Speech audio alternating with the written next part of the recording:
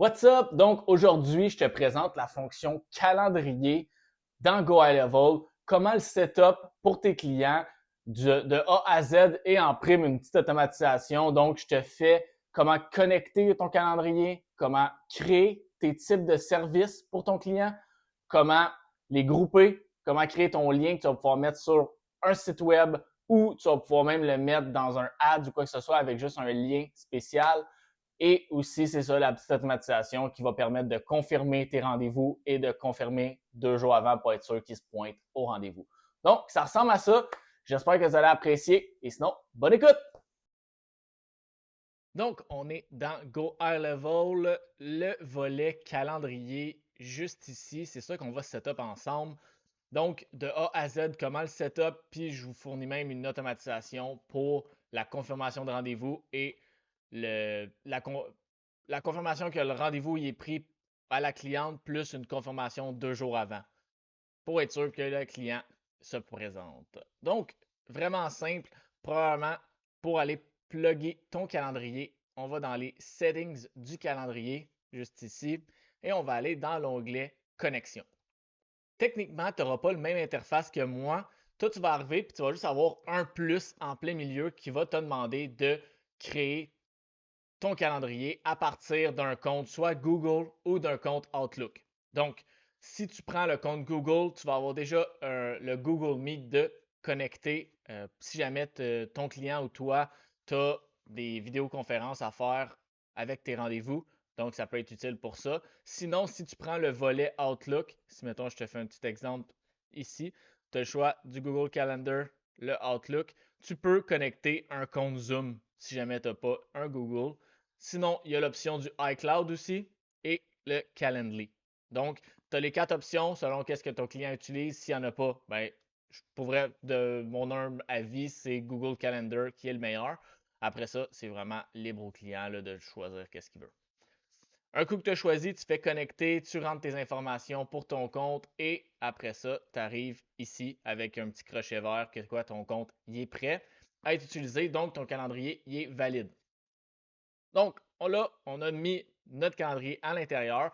Il va falloir mettre nos rendez-vous que nos clients vont pouvoir prendre. Donc, dans ça, on va partir dans la section Calendar ici. Et c'est dans cette section-là que tu vas ajouter tous les services de ton client. Donc, c'est sûr que s'il y en a 50, ça va peut-être prendre un petit peu plus de temps, mais s'il y en a quelques-uns, tu les ajoutes un par un ici dans la fonction Nouveau calendrier.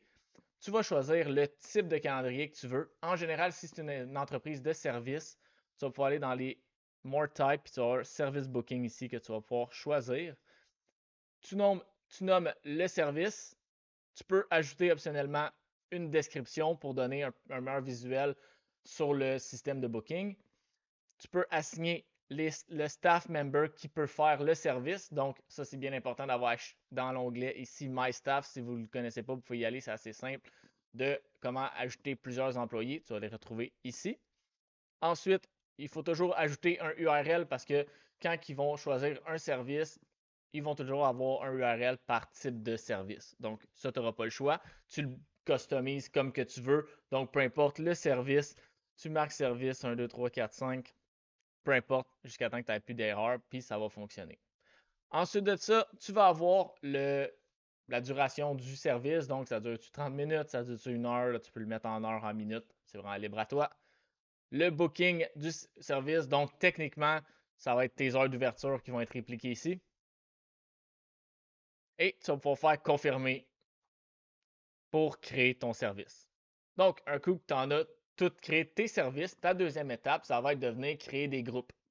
Pour créer des groupes, vraiment simple, tu vas avoir ici un petit onglet que tu vas pouvoir ajouter un nouveau groupe et mettre par regroupement. Si ton client ou toi-même, tu as besoin de regrouper sur des types de services différents parce que ça va être plus facile à ton client ou au client de ton client d'aller chercher les types de services, tu vas pouvoir ici mettre un nom et vraiment venir les grouper. Comme ça va être plus facile, mieux navigable sur ton booking link. Donc, assez simple, groupe, une petite description qui est optionnelle et le template qui est vraiment de base. Même chose pour les URL, il faut que tu en crées pour chaque service et pour chaque groupe aussi. Donc, si c'est un groupe comme ça et create. Donc, comme ça va te créer un petit groupe ici. Et ensuite, chaque calendrier, en faisant les 3 petits points ici, tu vas pouvoir venir le bouger dans le groupe que tu veux. Et tu vas pouvoir les classifier comme ça. Donc, un coup que tu as créé tous tes calendriers, que tu as créé tous tes groupes que tu voulais, on va passer à l'autre étape qui va être de créer un menu de service. Ça va être le lien principal où ce que tu vas envoyer tes clients pour faire le booking. Qu'est-ce que ça sert, ça? C'est que ça va te permettre d'avoir un lien personnalisé et un code personnalisé que tu peux intégrer dans un site web, peu importe que ce soit dans lui de Go High Level ou dans un autre externe. C'est un code qui est déjà préfait par Go High Level que tu vas pouvoir insérer. Donc, on va faire un petit exemple ensemble rapidement. Donc, si je mets mes services comme ça, pas besoin de description, service 5500, on va avoir le formulaire ici parce que moi, je trouve de mon côté, c'est la façon la plus simple de faire le booking parce que tu as l'option de le faire manuellement à l'aide d'un funnel que tu crées un form, ce qui va remplir par le client. Ensuite, tu mets un calendrier sur ta deuxième page qu'ils vont pouvoir choisir et le troisième va être une confirmation page. Tout ce système-là de menu va venir te le faire pour toi et le funnel il est déjà tout créé, donc c'est extrêmement simple et beaucoup plus facile pour le client. Donc, c'est ça, tu vas venir choisir un form. Si tu en as déjà créé, tu vas pouvoir en mettre un ici. On peut prendre le default pour l'exemple.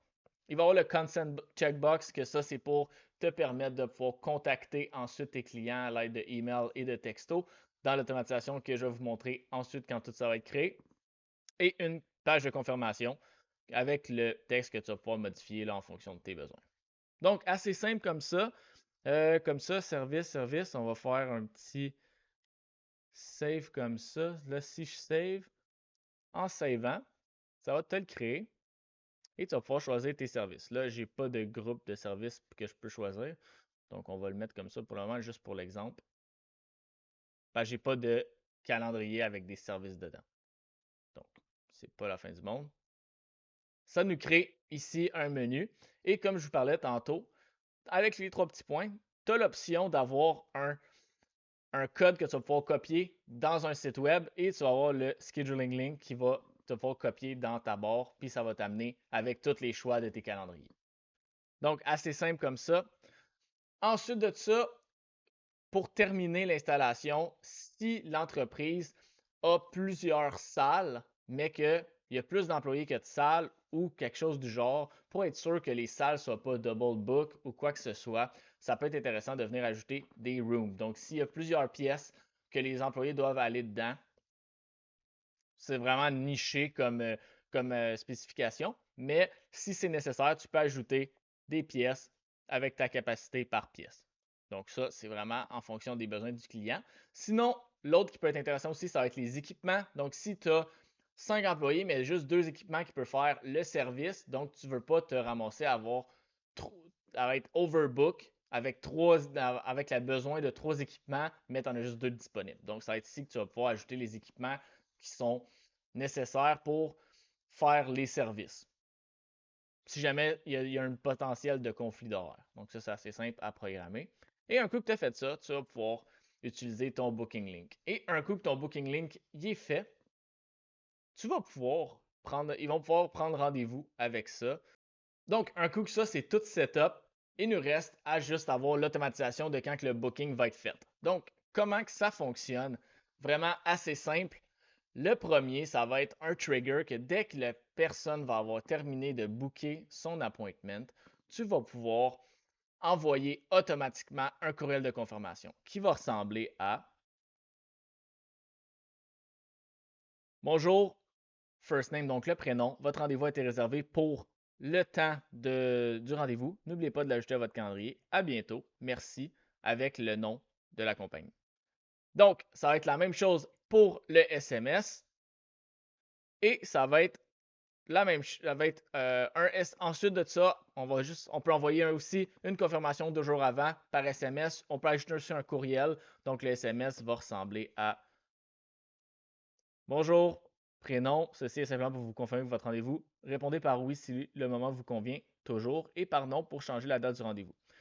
Donc, ensuite, un coup que le email le SMS de confirmation va être envoyé, on attend une réponse. Donc, selon qu'est-ce que le client va faire, on va avoir ici. Si le client répond oui, donc ici, on va juste avoir un update du appointment status qui va être pour confirmer. S'il répond non, le status va être pour cancel, donc le rendez-vous va se canceller et un lien de rebooking va être envoyé. Et s'il n'y a pas de réponse, on va envoyer un SMS. Est-ce que nous avons la bonne journée et heure? Donc, juste pour confirmer si le lead va nous répondre. Et ensuite de ça, on retourne dans le funnel. S'il répond oui, même processus que là. Non, même processus qu'on va canceller ici. Et s'il n'y a aucune réponse, ben, l'automatisation va mourir, puis on ne va pas renvoyer un autre courriel de plus pour le client.